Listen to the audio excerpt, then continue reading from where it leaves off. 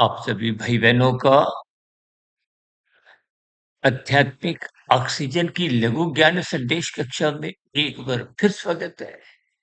आज की चर्चा में प्रकृति के 3 गुणों का संग करते-करते जो आपकी हमारी स्थितियाँ बनती हैं, कोई तामसी होता है, कोई राजसी, कोई सात्विक। हालाँकि जन्म लेने से पूर्व आपका हमारा जैसा-जैसा कारण शरीर की स्थितियाँ होती हैं, उसके आधार पे तो देखिए आप संस्कार अच्छे-बुरे लेकर ही आते हैं। और जो मनुष्य जन्म की प्राप्ति नीचे की योनियों से विकास करते मनुष्य योनि की प्राप्ति करता है, वो संभवतः कलयुग की स्थितियाँ हैं। कलयुग में तमोगुण की स्थितियाँ, संस्कारों की स्थितियाँ अधिक देखने को मिलती हैं। लेकिन मनुष्य जीवन पाकर आपको मैं पुनः एक सुधार करने का, अपने शुभ संस्कार बनाने का एक अवसर मिलता है। लेकिन मेरा व्यक्तिगत ऐसा मानना है कि तमोगुणी को सतोगुणी बनने की जो स्थितियां हैं वो बहुत ही कमजोर होती हैं क्योंकि तमोगुण के बाद रजोगुण की स्थितियां हैं।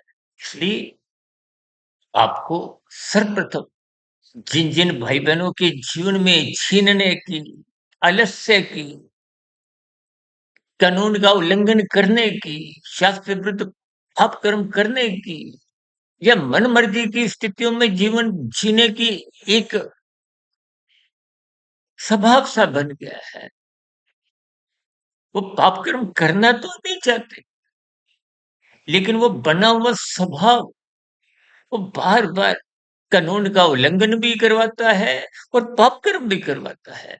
मैंने शास्त्रों के अध्ययन करते-करते एक जगह ऐसा भी पढ़ा था कि दुर्योधन ने स्वयं इस बात को स्वीकार किया था कि मैं धर्म के मार्ग पर चलना तो चाहता हूँ, लेकिन मेरा स्वभाव मुझे चलने नहीं देता।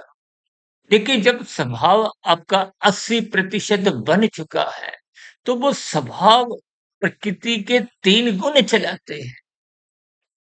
ऐसी स्थिति में आपको प्रतिकूल परिस्थितियों में 80% अतिरिक्त मेहनत करनी पड़ती है। देखिए, स्थितियाँ बहुत गंभीर हैं, जिनको हम अक्सर सर्व कल्याण वृक्ष की प्रश्नोत्तर ज्ञान कक्षा में, तर्कसंगत विश्लेषक ज्ञान कक्षाओं में या फिर ब्रह्म-मुहूर्त ज्ञान उपदेश कक्षाओं में उठाते रहते हैं। क्योंकि ये आध्यात्मिक ऑक्सीजन की चर्चा है। तो इन स्थितियों में हम कुछ संक्षेप में ही चर्चाएँ रखते हैं। क्योंकि ऐसी चर्चाएँ तामसी, राजसी मनुष्यों द्वारा अधिक सुनी जाती हैं।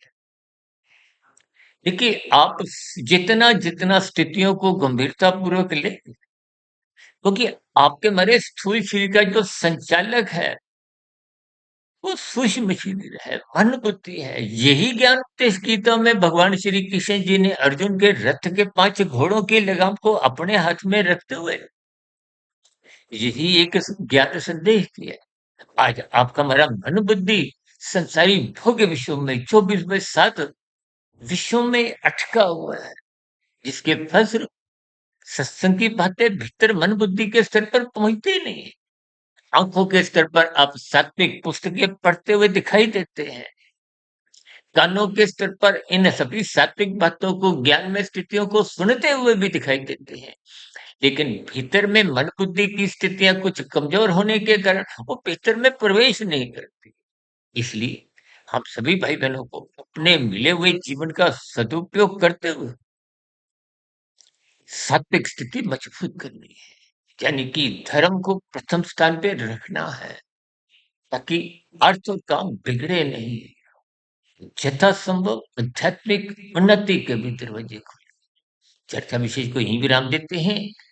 आप सभी भाई बहनों का इस चर्चा विशेष को ध्यान पूर्वक, धैर्य पूर्वक और गंभीरता पूर्वक सुनने के लिए बहुत बहुत धन्यवाद।